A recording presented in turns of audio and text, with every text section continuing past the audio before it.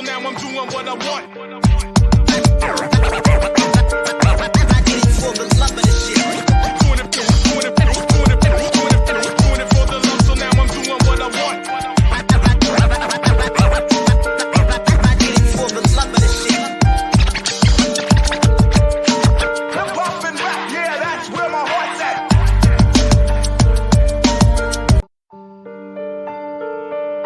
Doing it for the love. What's up, everybody? Good morning on this unbelievable Sunday. I love Sundays. You guys know that. We talk about all things of sports back in the day. And forgive me, this is supposed to be a 9 a.m. show, but this is daylight savings time, and I completely forgot about it. So we are going an hour ahead here at 10 a.m. Still bringing you an hour this week on the weekly sports blend, where we talk about all things of yesteryear.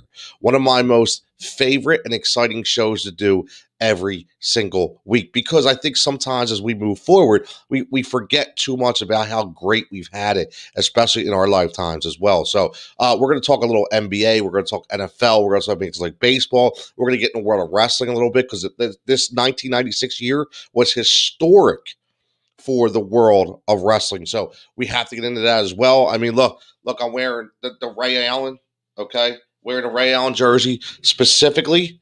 Good Adam. Hey, what's up, Adam? Good morning. Adam was hitting me up last night, making sure I know he has some 96 things as well, which is great. A lot of people have been hitting me up with their favorite moments of 96, and let's go full transparency. But before we do that, I got to give a shout out to the sponsor of this show, that is Prime Roofing, Roof Rescue by Prime, doing roofing the right way the first time.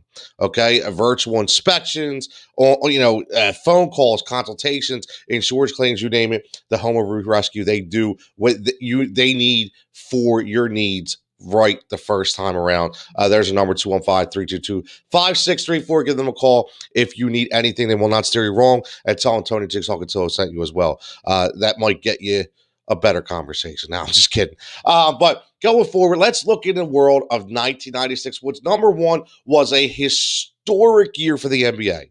Historic. One of the best drafts probably of all time.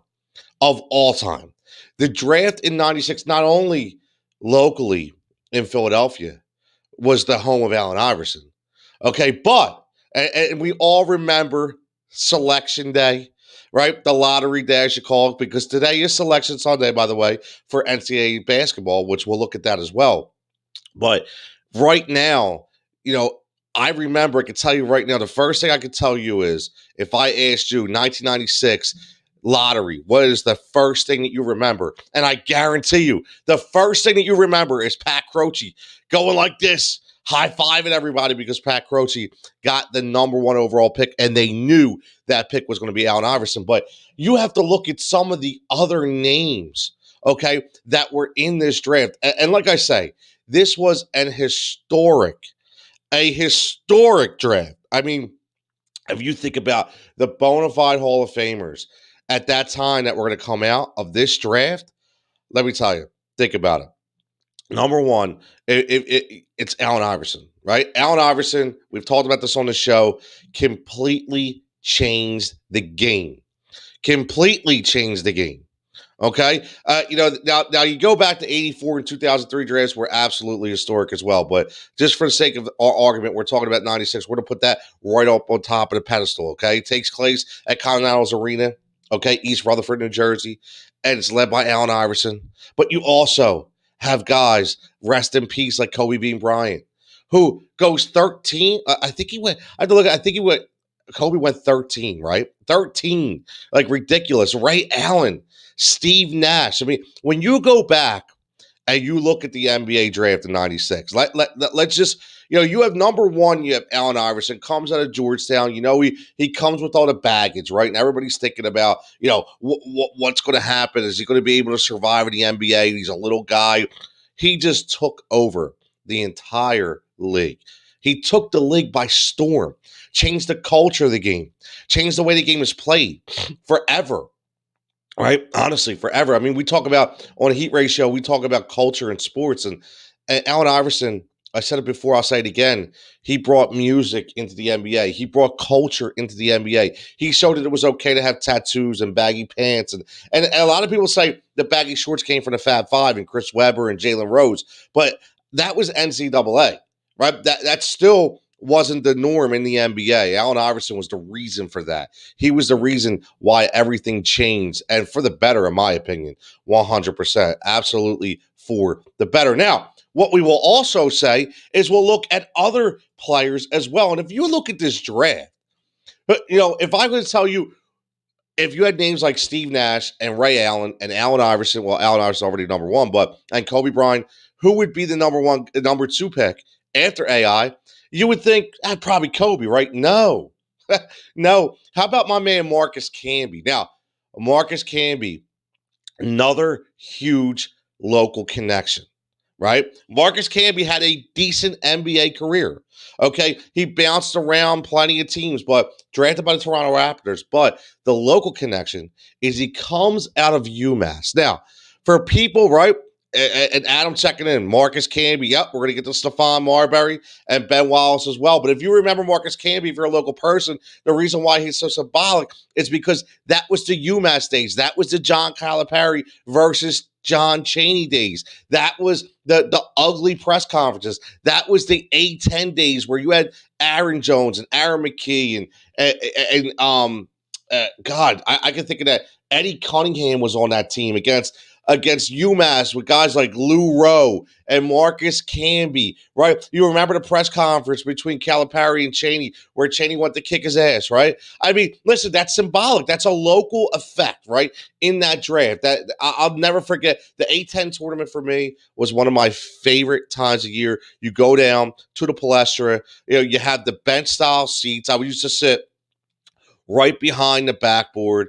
I'm watching Eddie Jones dunk right in front of me. I just unbelievable. Watching John Chaney coach on the sideline, looking over, you see Calipari, who's an absolute legend, right? So you think about all this and you're like, wow, I am blessed. And I continue to say that. That's why I like to look back. Now, number 3 is my man, Sharif Abdur-Rahim, which for the Vancouver Grizzlies, who probably had two guys, which was Sharif Abdur-Rahim and Bryant Big Country Reeves, that we'll ever remember, right?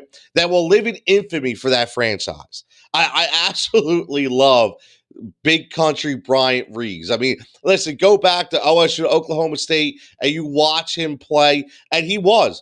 Listen, this dude was a straight powerhouse. He was unstoppable. He wasn't a prototypical NBA player, but what he was a guy who knew how to get in his spot, down in the box, how to be powerful, grab the rebound, and get those boards, man.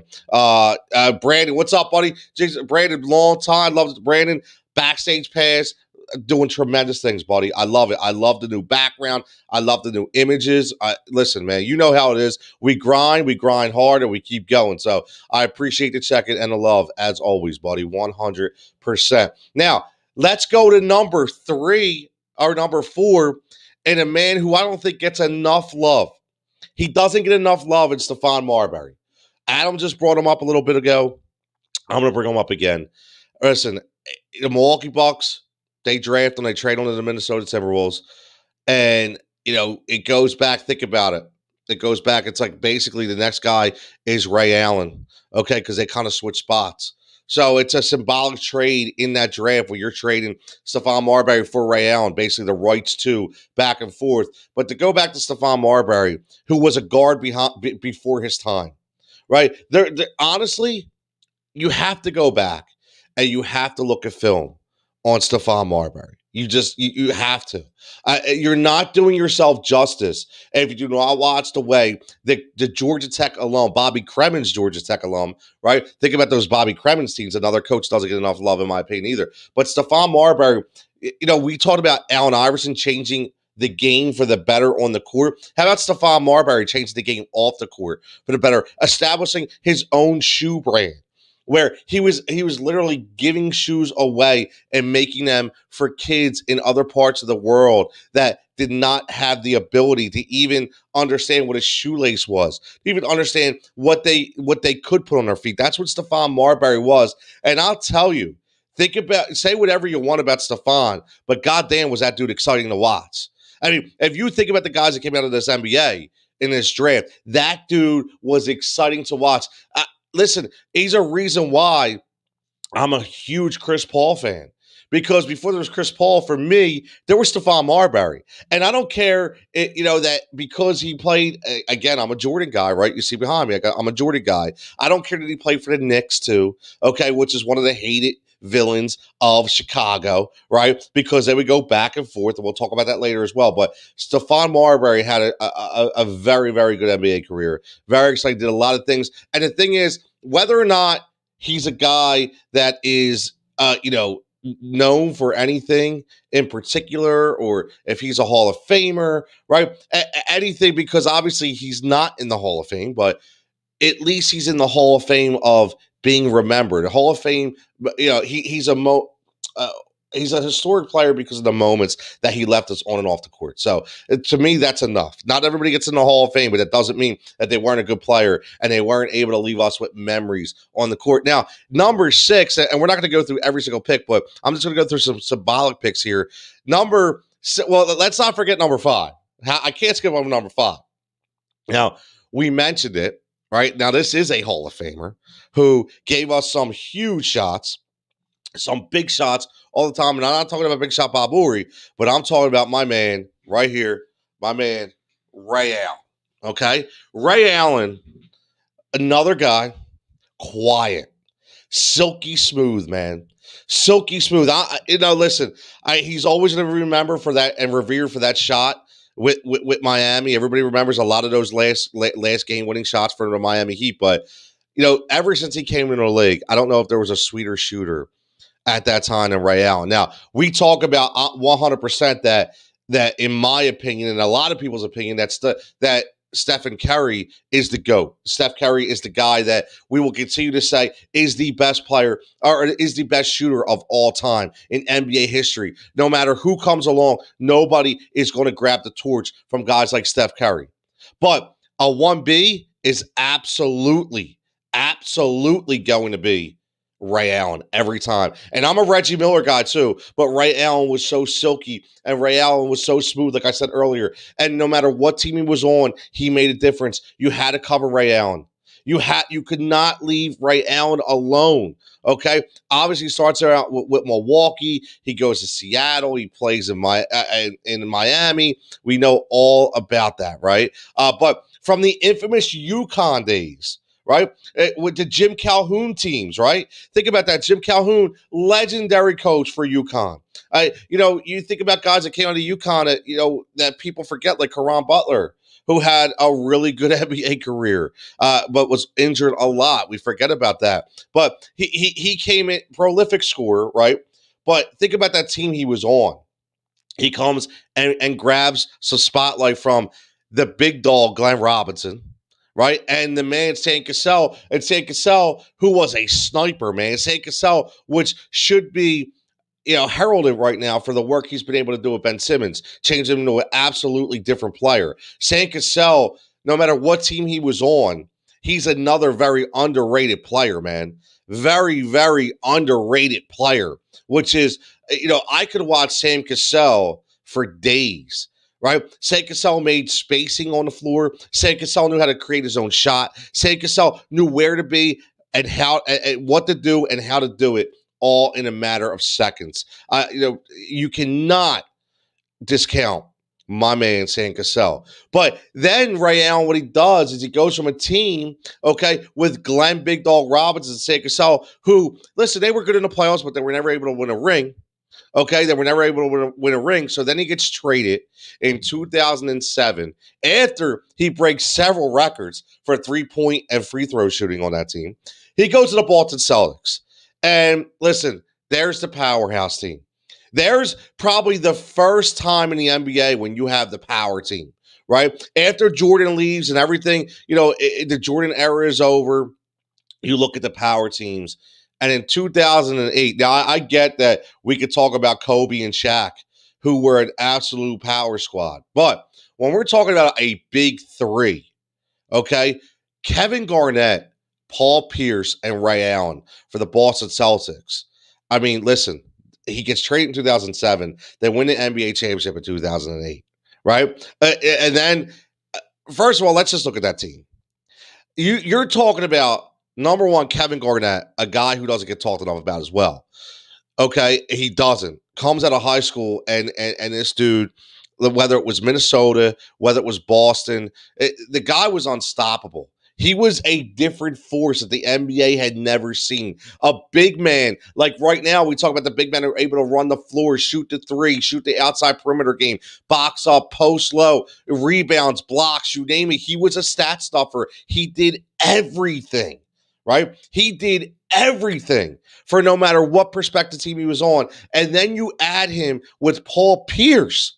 Okay, Paul Pierce, and I know Paul Pierce has a little ego, and Paul Pierce is a little goofy with some of his takes. And I think this is his overall persona. You can't change that. That's what Paul Pierce is. But you can't discount the fact that the man could shoot the damn rock. That the man could be the guy that end the game at any time. The man, he could isolate, he could post up, he could shoot the three. He was good on the foul line. He played decent defense, but that was the reason why those big three were able to win that NBA championship in 2008. So, again, historic players lead to historic things. So, historic players in 1996 lead to historic things. And then, obviously, he goes on in Miami, and we know all about the decision for my man LeBron James and everything that holds that Miami team, and he's able to capture the championship in 2013. So, Ray Allen, just an unbelievable talent, an unbelievable shooter, an unbelievable player. And again, it's somebody we would not be remiss. Now, Brandon checking this as San Cassell for the Rockets, right, Brandon? I mean, unbelievable. You think about that Rocket team to the 90s. If I'm not mistaken, obviously he was on that back-to-back winning team with Rudy Tomjanovich, the 2 years in 94 and 95 where Michael Jordan left the NBA. Right? He left the NBA to go play Major League Baseball, opened the door up, and boom, there you go. Right? Now you have, it was Robert Horry on that team, Big Shot Bob, right? There's another guy, Big Shot Bob. So, yeah, he was on that Houston team in the 90s. Clyde Drexler was on that team. Obviously, Hakeem Olajuwon. That team, if it wasn't for that, I mean, rest in peace, Rudy Tomjanovich, but, Rudy Tomjanovich would never have a ring. And if it was for that, San Cassell wouldn't have a ring. I think Mad Max on that team as well, Vernon Maxwell, right? So you got Vernon Maxwell on that team as well. And Mad Max is, there was a reason why I got that nickname, not only because he was nuts, right? And there you go. Yep. Brandon checking in. Mario Ellie. There's another great name. Mario Ellie, nice little two guard who didn't get a lot of name recognition because he was another low key player, but he was unbelievable. Dan says Celtics trade Jeff. Think about that, right? Yeah, they trade Jeff Green and the fifth pick. Which the fifth pick turned out to be obviously Stephon Marbury. Damn right, we were talking about that earlier. So you kind of had a flop of Stephon Marbury, Ray Allen. Think about that kind of trade, right? Dan says mix in Rondo 3.5. What are we talking about mixing in Rondo for? Talk to me. Again, let me know where we're going with that. Maybe I'm missing Rondo. I don't know what year he was drafted. But listen, if you go down the list, like I said, it's a very formidable list. But you have to go down. You go past some of these stiffs. Lorenzen Wright. Kerry Kittles, Kerry Kittles, Nova guy, right? You got to give, I lay claim to Nova a little bit. But Eric Dampier, which Adam checked in. I think Adam checked in with some really interesting names here. Oh, here we go. Derek Fisher, Kerry Kittles, Eric Dampier. Eric Dampier, wow. There's a name right there. Derek Fisher, really decent career, right? He had a decent career. And then we know all the stuff that went on behind the scenes that, we won't bring on the show because it's the Weekly Sports Blend. Again, the Weekly Sports Blend here brought to you by Heat Ratio Sports, sponsored by my good guys at Prime Roofing, Roof Rescue by Prime. If you want your roof done the right way, call Prime today. Dan says the big three. I'm sorry. That's right. Plus Rondo. Not quite the foot. No. And listen, playoff Rondo. Right, that's why playoff Rondo. That's why Rajon Rondo gets the nickname playoff Rondo. What Rondo are you going to get? You're going to get the Rondo that is, okay Rondo. You're going to playoff Rondo that can hit big shots, right? Can drop dimes in a second, hit buckets in a second. So play really, really good defense. Another thing that a lot of people underrate about Rajon Rondo. Very, very integral piece of any championship team that he's been on. Now, Now we go down before we switch roles and we talk about another sport. But how about the name Kobe Bryant? Right, rest in peace, Kobe. Unbelievable tragedy. But this was, remember, everybody thinks that. That's what I love about looking back at history, because a lot of people, when I prepare for this show and we're talking about it, and everybody's like, Kobe went number one, right? Number two. No, Kobe went 13. And let's remember what actually happened. Kobe wanted to play for the Lakers, right? Kobe was like, nah, I'm not going to Charlotte. He pulled the Eli Manning. Right? They pulled the Eli Manning and said, when Eli was drafted by the Chargers, it was like, no, we're not playing there. Archie Manning was like, nah, my kid's not playing in San Diego. Right? Forces his way out of a uniform that he never even wore. Right? And goes to the New York Giants. Now, Kobe essentially did the same thing. Here's a kid coming to Lower Merion High School. Okay. And no disrespect to Kobe, but Kobe, listen, Kobe had a lot of advantages growing up in the sense of, obviously his dad was in the league. His dad had a lot of connections. He grew up in a very nice suburb of Philadelphia, went to some really good schools. So he came in as the privileged guy, so to speak, because and I just mean that by, it was like, who is this guy to be able to sit there and say, I want to go play wherever I want? But his greatness could not be discounted. Ever since, again, I was never a fan of Kobe Bryant, the persona of Kobe, but the player, wow, let me tell you, that just, I don't even have to bring up the highlights. I think, everybody knows the highlights and everybody knows the Hall of Fame career that Kobe Bryant had. Quite honestly, and I know this is going to rub people the wrong way, and that's just what I do. But I still will not put LeBron at number one. I still put Michael Jordan as number one. He's still my number one player of all time. I actually, and if my man Al is watching, when he watches on replay, my half court Heat brethren, right? Him and Andre. Andre may agree with me or not. I'm not sure, but I put Kobe number two. Okay, Kobe for me is number two, and then I'll go LeBron at number three. So right there, in my opinion, you're talking about a historic big three up at the top of the GOATs, in my opinion, and one of them coming from this 96 draft. Now, Brandon Jackson says, might be off topic, but I want to get your thoughts on who will win the NCAA tournament. I like Gonzaga, deep roster, veteran team, going to be top. Well, listen, honestly, Brandon, this is Selection Sunday, right? And we're going to look back at NCAA, 1996 in a little bit. But it's a good question. Obviously, Gonzaga is the favorite. I think they were plus 275 to win it all. There's a lot of different things going on in the NCAA tournament right now with COVID and who's going to be in, who's going to be out. I can't even wrap my head around it right now. I know if you check out, I won't be on it, but I know the boys at Fox Sports The Gambler. I know Joe Tanzi's been a really, really good guy when it comes to NCAA college basketball. Him and Brace will be mixing it up tonight live for the selection show. So, Brandon, I'm kind of with you. I've kind of veered away a little bit from the NCAA game. I was really hurt when Gillespie tore his ACL for Villanova. I'm a Villanova guy. Love Jay Wright. Love what they do. Villanova at that time was plus 1,500. They weren't given a huge shot. I thought maybe, even though they lost to Butler in that game, I thought, okay, it's okay, because I bet on coaches. I don't bet on players, and I love Jay Wright, but I just don't think they have the talent to be able to hold their own right now with the injuries they've suffered. So I would definitely have to look at Gonzaga for real. Trevor, what's up, buddy? Andre's checking it, says, all right, Andre, so we're on the same page. Trevor says, can we talk about how nasty Tim Hardaway had a crossover when he was with the Miami Heat? Trevor, did Tim Hardaway's crossover ever become unnasty? Right? Think about it. The thing, no, I will tell you, in my opinion. Now, I said this before. This isn't takes. I hate whoever with the take. No, it's just an opinion here. But Kyrie Irving. Now, I think there's two kinds of killer crossovers. There's a killer crossover when you're talking about, you're stationary, Okay, you can look in the eyes of the defender and you can cross them over and go. And then there's an on the fly killer crossover, which I think the on the fly killer crossover belongs and will forever belong to Kyrie Irving. I don't think anybody has a killer crossover on the fly and ever will like Kyrie Irving. But when you talk about stationary, right? When you talk about stationary, Tim Hardaway absolutely invented the killer crossover. And stationary, he can break anybody's ankles. And don't discount my man AI because AI had a pretty nasty one as well. But you're right. It was so nasty, right? That Miami Heat, New York Knicks rivalry. Oh, listen, any rivalry with the New York Knicks was absolutely legendary.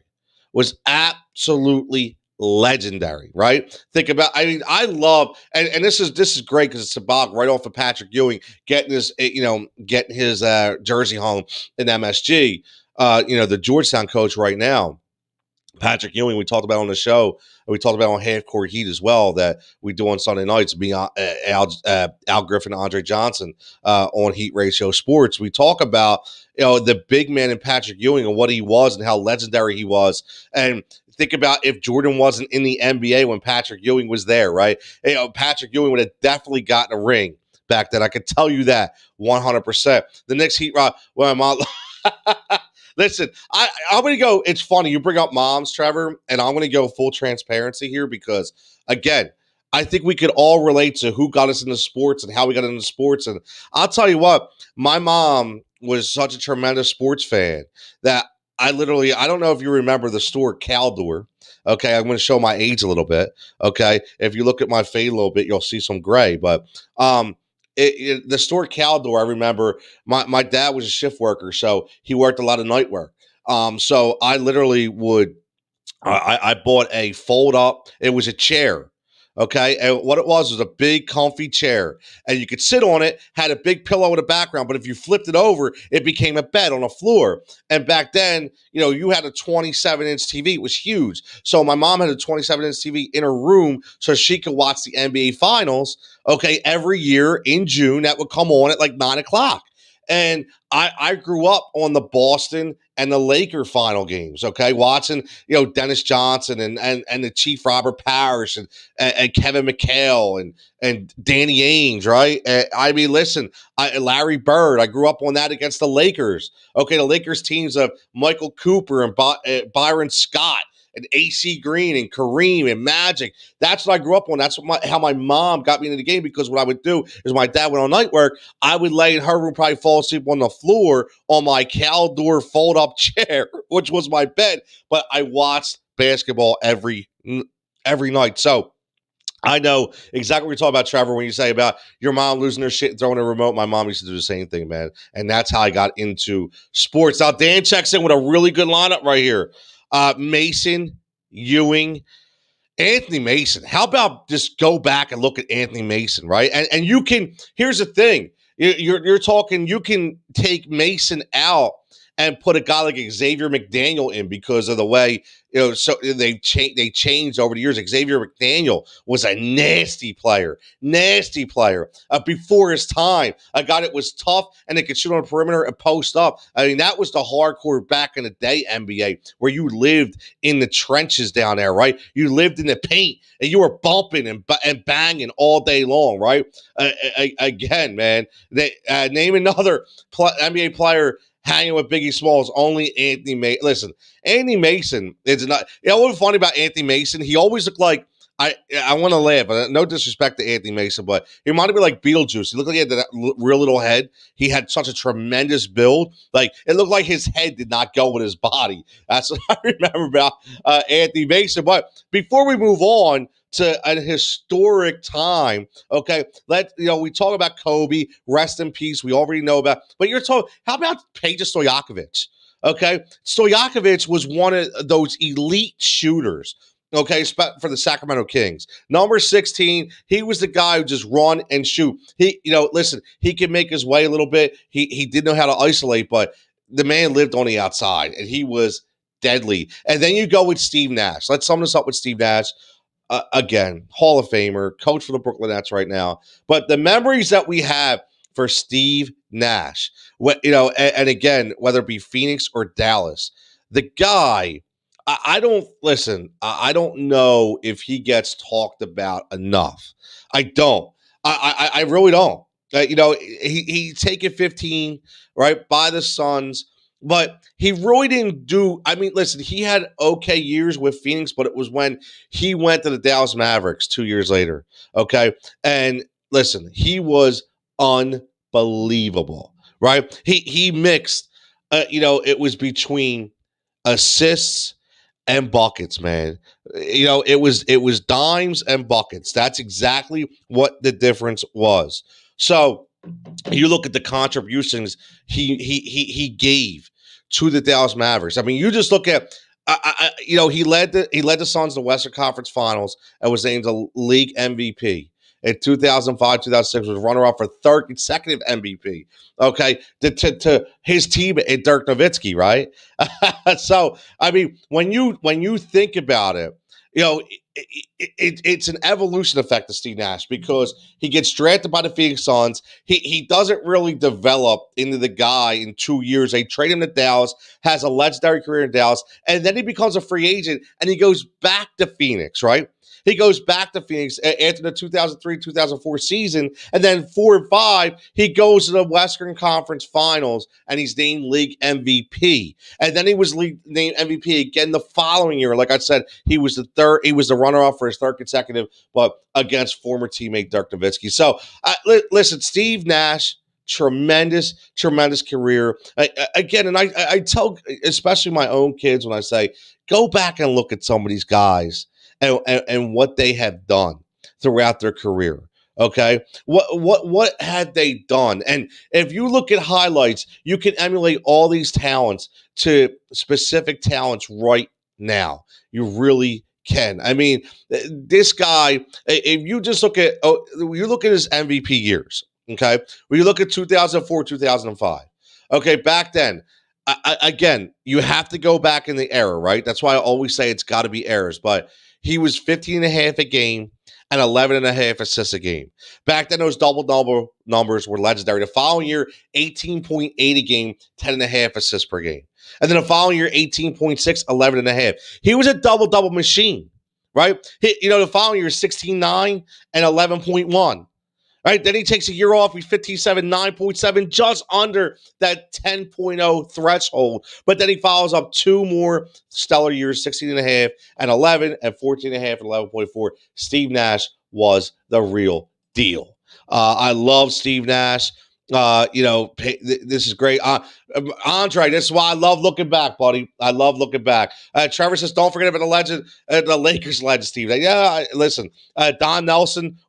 Don Nelson, another legendary coach, right? This is why I love doing the show. Listen, I will say that we're halfway through the show. I'm going to do an hour every Sunday, but this is why I love these shows because you go back. Let's go back. We focus on the norm every single day of the week. Let's go back and remember how blessed we were to witness most of these unbelievable performances. Now, that's the thing.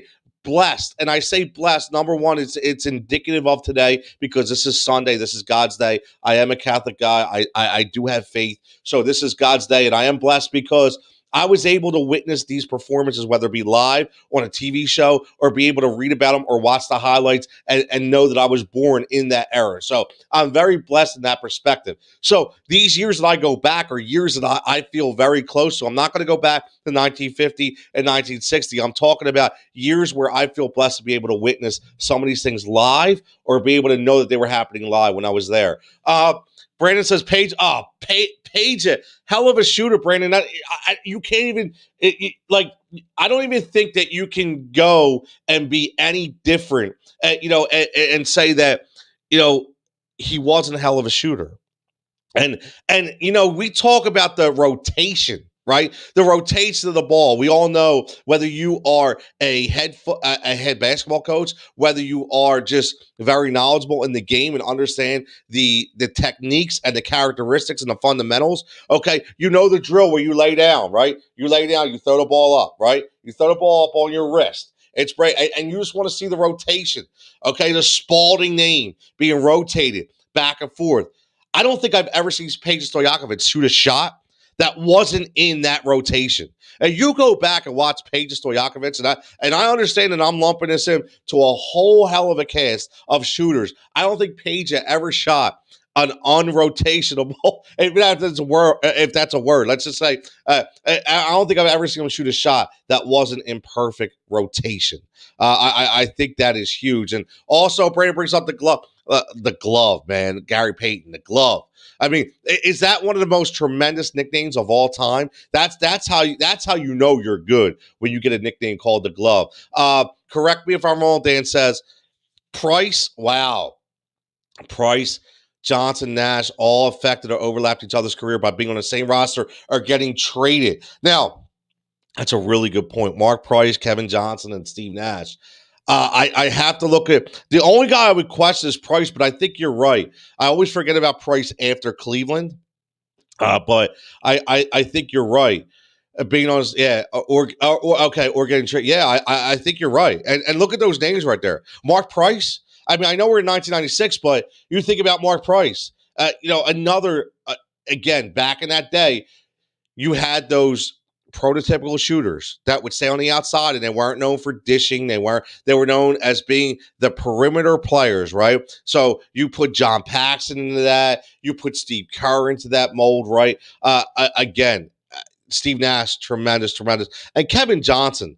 I mean, we talked about this last week. KJ's another guy. And we brought this up because we were talking about the Barkley years in Phoenix under Paul Westphal, and you had really good teams with DeMarley and obviously KJ. Richard Dumas was on a team. Obviously, if he would have been able to stay clean, right? He had some drug issues, but it's a shame it kind of booted him out of the league because he was a very, very good player. But Kevin Johnson. Kevin Johnson made being a point guard cool before it was cool, man. Like, think about it. Kevin Johnson was another guy who had a tremendous background off the court. And I say that because you always have to look at what people have done off the court as well, because we don't want to discount what they've been able to contribute to society, not only to the NBA culture, but the NBA culture outside of the game as well. He was a very dialed individual, very articulate individual, and educated individual who did a lot of good things for the community, especially in Phoenix. So that cannot go unmentioned. Dan says, remember Drazen Petrovic, God rest past 93. It's another one. Drazen was, again, another good. All the, those Euro international players, they just knew how to shoot, man. They just knew. I mean, even Haidu Turkoglu came in the league. Turkoglu was another underrated guy. Never be a Hall of Famer, right? But Turkoglu was a really good player. All the guys that came, most of them that I say most of them because I think the Sixers had a bunch of stiffs, right? In the sense that we can name some names that possibly that we drafted that we thought were going to be good. But again, it's all the guy. I mean, look at Tony Kukoc is another guy, if you bring up as well. Gary Payton shoe the glove was super dope to own. Name a shoe you zipper up and hide the laces. Trevor, I love that. I love that. I forgot all about that because I was a big shoe guy, right? And I want to do one that was just legitimate. I want to do a show that's legitimately on shoe culture because I go back way back, man. My first pair, I tell you what, before I got into Jordans, and we're going to move on. We're already 40 minutes and we just stuck to NBA. I wanted to do the entire landscape, but my first pair was a pair of Bo Jacksons. And you remember the Bo Jacksons? Like I remember the Bo Jacksons. Okay, they had the little air pocket. They had the blue. They had the orange. They were mids. I love those shoes greatly. Give me that and the power player jacket or the pro player jacket. Okay, I had a Charlotte Hornets pro player. Right? I was feeling good, man. I was feeling real good. But wasn't in 96 when the NBA started with alternate jerseys? I think it was. Man, remember those ugly ass Nets jerseys? Ooh. My God. Listen, there were some ugly jerseys. Our resident Boston fan, Niners fan, Jen checking this is all I know is Niners going to make moves.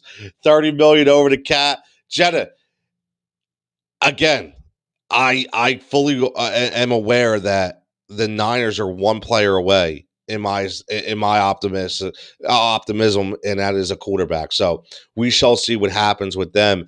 And she also mentioned the Celtics were offered 2 number 1 picks for Grant. I guess that's the guy they want. Wow, interesting. they offered two number one picks for Jeremy Grant. That would be a really good move for them. Really good move. It really would. I think Jeremy Grant has really established himself as a really, really good NBA player. So I think that would definitely be a good thing for the Boston Celtics. Now, let's go on in 96. We're going to go away from the NBA. Now, again, today is Selection Sunday, right? So if you just look back, let me give you just a little bit of basketball, the rest of the basketball to finish this up. And then I'm going to go to something that you may not remember. Now, we had some very historic times in sports in 96. I love this year, right? So in April 1st, now, April 1st, who wins the NCAA men's basketball championship? None other than Kentucky. Kentucky beat Syracuse 76-67. Now, let's go back to that year. Who was on that 96 team, right? Does anybody know who was on that 1996 Kentucky team? Now, I'll let that out there and see if you guys want to check in and throw some names at me, and I'll tell you if you are right. So let that flourish a little bit. NBA Finals, we already know it's the Chicago Bulls beat the Seattle Supersonics in 6 games. The Supersonics had a really good year. They had a good team led by Sean Kemp. They had Detlef Shrimp on that. I think they had Hershey Hawkins. Obviously, they had the glove. We just talked about him, and Gary Payton. So they had some tremendous talent on there. When you said Grant, I thought of Grant. Yeah, she was talking today's NBA, Trevor. Yeah, she I know we go back and forth a lot. And Jenna's a Boston fan, and we know that they're going to add a piece. So it looks like she's saying they really want Jeremy Grant. I know Jeremy Grant is available. I don't know if I would give up 2 number ones for Jeremy Grant, but it's definitely a conversation that they will have. But let's look at boxing. How about my man Oscar De La Hoya? Okay, to win the WBC title. Okay, Oscar De La Hoya, another name. And that's why I looking back at this, because Oscar De La Hoya was another underrated sports. I don't say personality, I'll say sports athlete, because obviously I'm not a boxing guy, but you don't have to be a boxing guy to be able to understand how symbolic the name Oscar De La Hoya really is, right? Oscar De La Hoya. Now, Adam checking in. How about Adam checking in with the Final Four of Arizona, Kentucky, Minnesota, and North Carolina?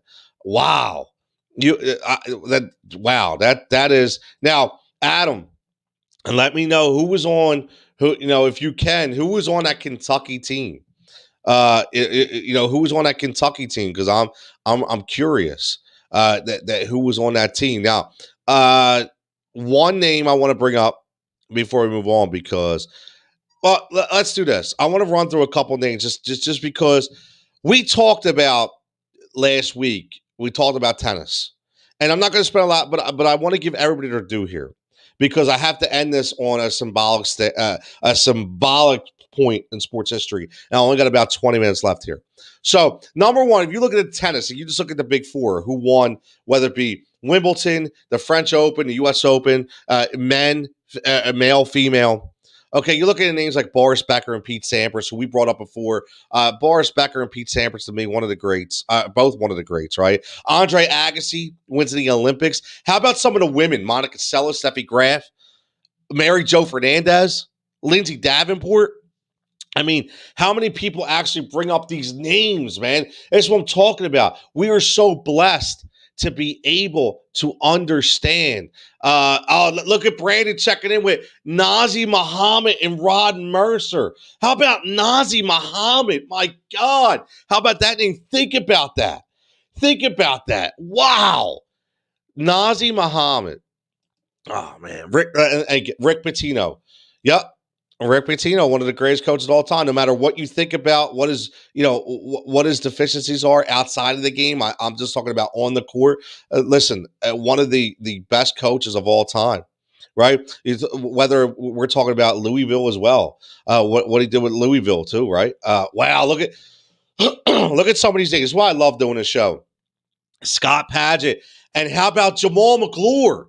Who remembers Jamal McClure? Oh my God, Jamal McClure. There's another name. Think about these guys that we were able to watch. I used to love me some Jamal McClure. Okay, I really did. I mean, that you're right. That '96 Kentucky team was I'll tell you what, they were really good, man. Jamal McGlure, I completely forgot about that name, man. I love it. That's a great pull by Brandon. Jamal McGlure. That I'll tell you that's why I love looking back and looking at these shows. Brandon also says Derek Anderson's another good name, right? But Dan says legendary Nazir Muhammad. Yes, Dan, legendary Nazir Muhammad did find a cup of coffee in Philadelphia. Unfortunately, that coffee sucked ass. It had no cream, no sugar in it. It was just straight black. It was cowboy style, right? So I don't think that Nazir Muhammad should even get a name recognition here from being on the 76ers. So, because we had a lot of guys like that. Antoine Walker's another one, Adam. You're right. Antoine Walker. Wow. Brandon, Antoine, that team was legendary. Think about that 96 Kentucky team. Legendary. Absolutely legendary. Now, let's look at, I know it's Brandon's sport here. Before I move on to my ultimate, to me, probably, in my opinion, the most, and Trevor's going to like this, the most legendary moment of 96. But before we get into that, let's just, listen, let's get into baseball. Okay, I hate to talk about it, right? But the New York Yankees won 96 World Series, defeated Atlanta Braves. Yankees win another one, right? So another historic win for the 1996 New York Yankees. Now, the one symbolic point when we go to old school is my man, the knuckleball specialist, and my man Phil Necro, who for the first time in 25 years, he got 75% of the votes needed to be elected into the Baseball Hall of Fame in the Cooperstown. Phil Necro comes the closest with 68%. Right? 68% of the vote for Phil Necro in 96, which was back then was a record. Nobody garnered that high of a percentage and that much favoritism to get into Cooperstown. But Phil Necro, man, what a career. I don't know, no matter where you were in the world. Oh, yes. Listen, Adam, we're going to talk about that as well because Walter Ray is my man. But no matter where you are at in the world, who didn't play stickball? Who didn't play fast pitch? And who didn't ever not try to throw a knuckleball like Phil Necro? Okay, that knuckleball came that came directly from old man Phil. Whether it be a knuckle curve or whether it be a straight knuckleball, everybody tried to put those knuckles on that tennis ball, depending on where the threads were. You get that weird rotation, right? Because when you want to throw fastball, you come sidearm a little bit, right? And then you try to throw that knuckleball where that ball doesn't move, right? We talked about Paige Stojakovic with the rotation on the NBA basketball, but nobody talks about the non-rotating baseball of the knuckleball for my man Phil Necro. Adam, check it. This is Adam. Great stuff, Adam. I love this. Dwight Gooden wins the first game in the American League. Doc, my man, Doc. Listen, another. What happens with these moments, right? What happens is I think of different times, right? So you mentioned Doc Gooden. I remember the first thing I remember about Doc Gooden is his baseball card. Okay, I remember getting a Doc Gooden 87 Tops, and that was the 87 Tops card that had the wood grain in the background. I remember getting that the 86 Tops, okay, that had the label of the team right on the top, kind of going this way, right? I remember Doc Gooden, man. Who doesn't? I love Doc. For the Mets, it was always Doc and Darryl, right? The D&D connection. Doc Gooden, Darryl Strawberry both had drug issues. I understand that, but very, very good moments for both of them. Before Phil, it was Hoyt Wilhelm. Even before, now see, Dan, I have no idea who the hell Hoyt Wilhelm is. Okay, but if he threw a knuckleball, I'd be definitely. It'd be interested to see it. He says Yanks had Gooden and Hal. Wow, check that out. I forgot that Doc Gooden had that good of a year with the Yankees that year, man. I mean, it seemed like the Yankees always recycle guys. Strawberry hit his 300 home run that year too. Dallas Strawberry, a man amongst boys. Man amongst boys. That was a sweet swing. Brandon says everybody played stickball. We knew, yes, we tried to throw a knuckle curve, was as good as and that was the thing. We always emulated those pitchers, and I always tried to emulate Phil Necro because I was like, I want to throw a knuckleball. I just want to watch the ball not turn at all. And it was funny, like you would get guys, every now and then, but when they knew it was coming, they would just, whether they had the stuff bat, the cork bat, the cut off coho hockey stick, maybe that whiff ball bat that had the newspaper and the duct tape wrapped around it. Listen. We all played our own version of Albert Bell and George Brett back in the day, right? Albert Bell was synonymous for cork bats all the time, right? Albert Bell always had those cork bats. So yeah, we even brought that on to the court. I love playing in the tennis courts, by the way, because you had like the 20-foot high fence that we used as a home run wall, which is great. Sammy says first Cub to hit 2 home runs there. Look at that. Adam checking in 1996. Sammy Sosa first Cub to hit 2 home runs in 1 inning. And if I'm not, listen, if I'm not wrong here, Adam, wasn't 96 the race for the record? I'm pretty sure it was the year with McGuire Sosa race, or was that 97? I had to look at that, but I think it was right in that realm. All right, hey, sure, check it. 18 likes here. Yeah, look, I got the new fade going, right? I got the new. I figure, you know what? I got to go back to hindsight, man. I go back in the day because if I'm doing these shows, I don't always want to wear a hat.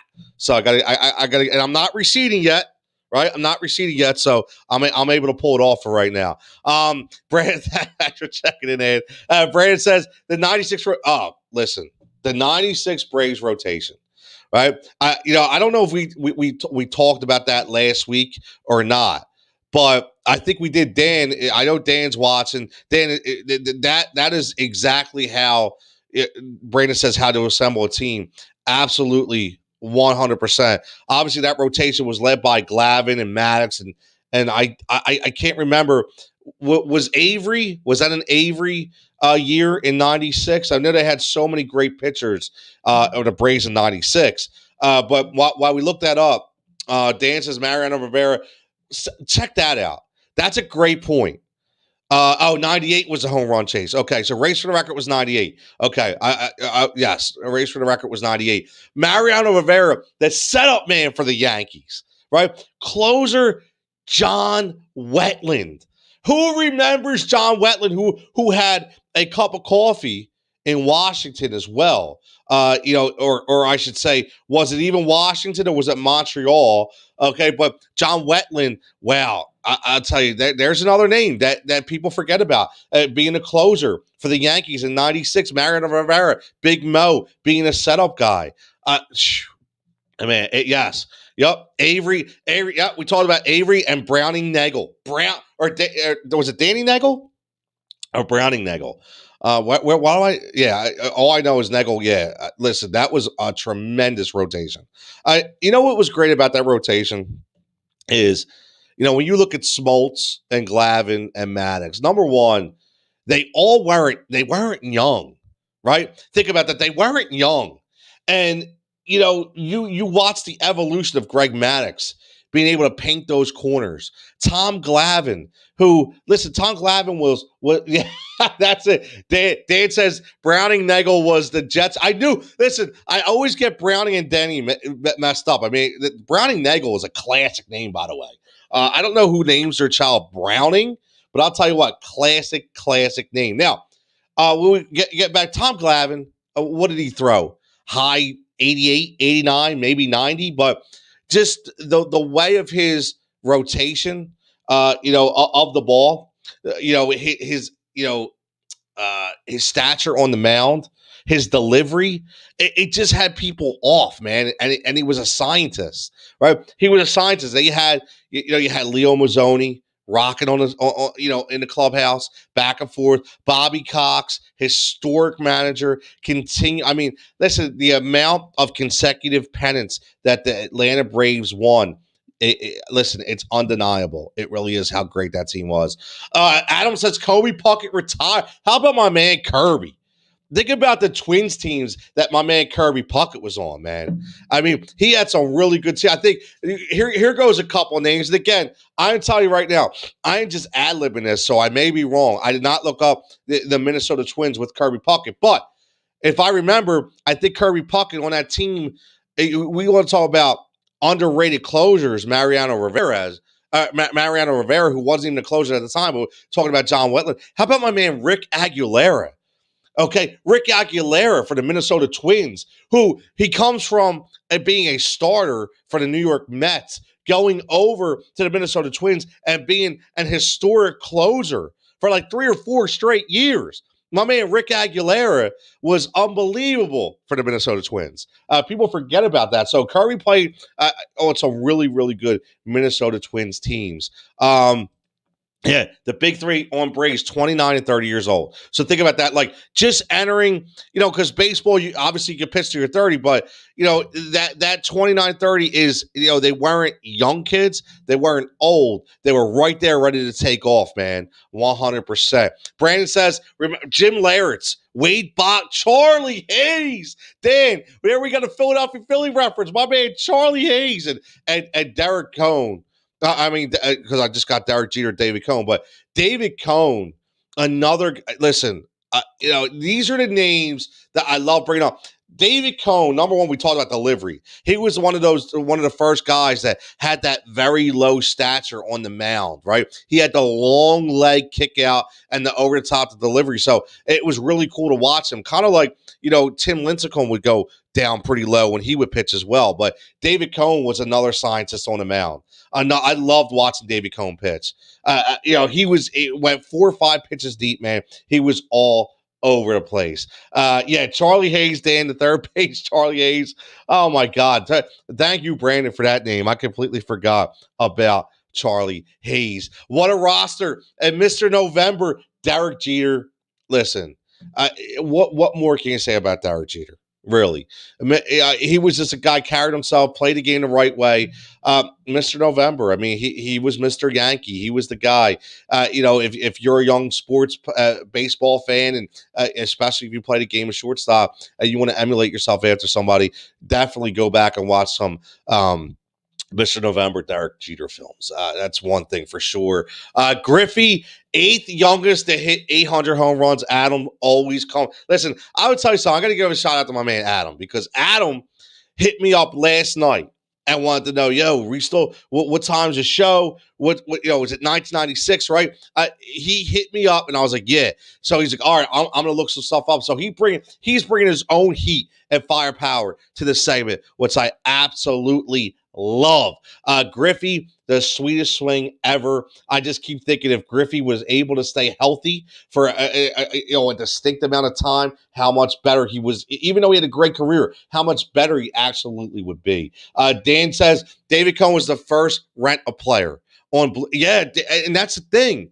David Cohn bounced around, but wherever he went, he just produced. And again, look at his numbers and look at what he did. It's another great name. For some reason, when Adam brought up Kirby Puckett, the first thing that comes to my mind about Minnesota Twins is big ass Ken Herbeck, right? You talk about the Twins, who the teams that Kirby Puckett, the guys he played with.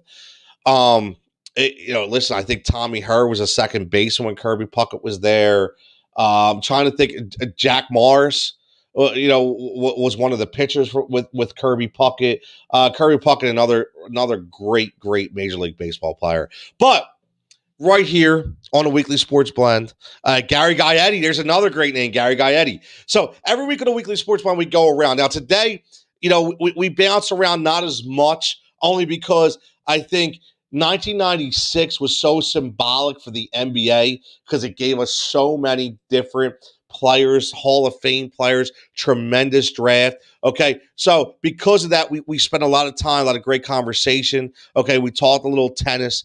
Okay, we talked a little basketball. We talked some baseball. Now, what I will say is, what we have to talk about now. And listen, obviously football.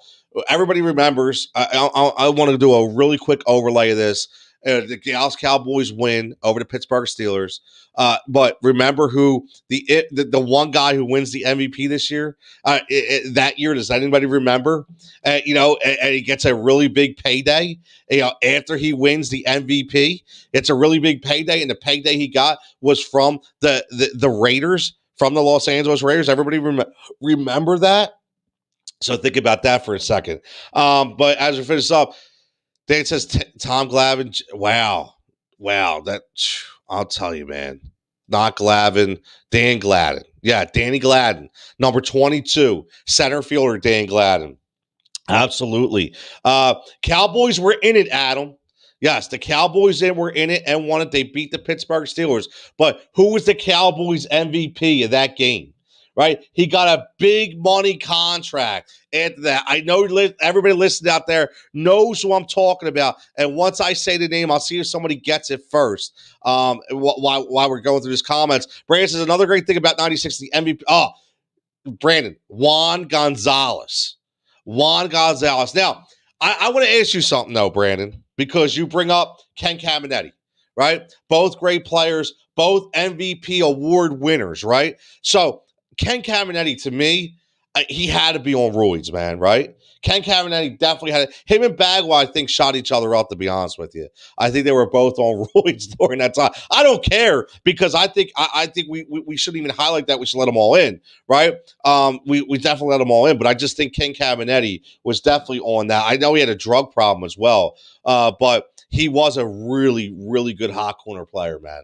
He was a really good third baseman over there, a big power bat, right? Yep. Brandon says he was, right? But you bring up Brandon, you bring up Juan Gone. Juan Gone. How can we not have a conversation about Juan Gone, right? I mean, come on. That is a great name. Juan Gonzalez is another great name. He bounced around as well, but man, I wish back then they measured exit velocity on home runs when Juan Gonzalez was hitting the ball. Because I'll tell you what, remember the way he held his bat a little bit up here? The way he would come up through the zone and smack the ball out, especially when he played for Texas, right? Especially I'll tell you what, man, that ball exited. He hit a lot of line drive home runs to left field because he was so on top of that pitch. I'll tell you what, I would love to measure the velocity, the exit velocity on some of those home runs. Rick, my man Rick checking in gets it. Yep. Rick gets it. Larry Brown, man. Oh my God. Talk about a one-hit wonder. We talk about one-hit wonders in music all the time. What about the one-hit wonder in Larry Brown? And I'll give it to him. He got the ultimate payday from the Raiders, and then he absolutely sucked after that, right? He absolutely sucked. He was terrible. He stole money, but hey, my man got paid, so I can't hate on him at all. Dan says Juan Gone, Juice Bell, even Juice. Oh, absolutely. But you know what? Doesn't matter, man. Doesn't matter. I'll say I'll take that to the grave. You still have to understand how to hit a baseball. You still have to understand how to take the signs of the game into perspective, understanding what pitch is going to come at what time, no matter how quick your back speed is. Doesn't matter. You still have to make contact and hit the ball. Brown pick six off of our man Neil O'Donnell.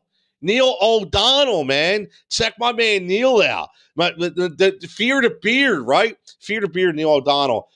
Rick, check. Yep, Rick, yeah. We talked about that earlier. 72 and 10.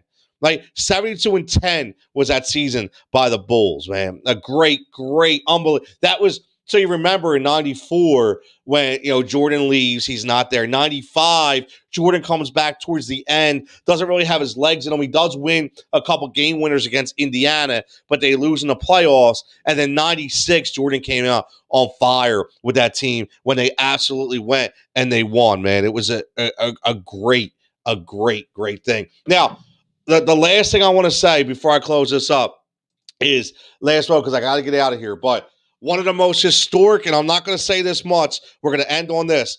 One of the most historic moments in 1996 was the iconic heel turn of Hulk Hogan. Take your vitamins, say your prayers, right? That guy right there, the Hulkster, when he went from Hulk Hogan of the yellow and red to Hulk Hogan of the NWO. Nobody ever expected a Halloween Havoc that year. I'm a big wrestling guy. When he came out as being the third player of the Outsiders with Kevin Nash and Scott Hall, that is a moment in straight sports history, from my opinion. So with that being said, I got to get out of here. We do this all the time on Sundays. I appreciate everybody checking in. This has been tremendous. Watch this show on replay.